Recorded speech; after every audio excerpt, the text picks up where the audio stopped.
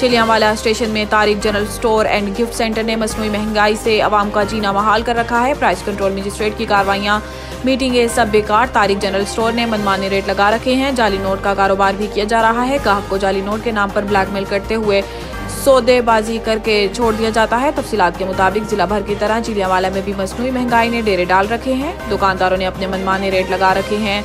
ज़ैदुल मियाद चीज़ें नाकिस मटीरियल से तैयार की गई होती हैं। अशिया खुर्दनोश की रेट आवाम की पहुंच से दूर है। चिलियांवाला स्टेशन जिला के बड़े कस्बों में शुमार होता है जो अभी तक बुनियादी सहूलतों से महरूम है। तारिक जनरल स्टोर जैसी कई दुकानें हैं जो नाकिस अशिया, ज़ैदुल मियाद अशिया खुर्दनोश की कीमतें भी ज्यादा हैं। DCAC मीटिंगों तक महदूद। लम्हा फिक्रिया ये है कि प्राइस कंट्रोल कमेटियों में गैर मुंतखब और TC मास्टर लोगों को बोलकर घंटों लेक्चर दिए जाते हैं जो मार्केट और आवाम से बिल्कुल दूर हैं। इन लोगों को बुलाया जाता है जिनके पास करोड़ों की गाड़ियां हैं। इनको महंगाई और गैर मायारी चीज़ों से कोई लेना देना नहीं होता।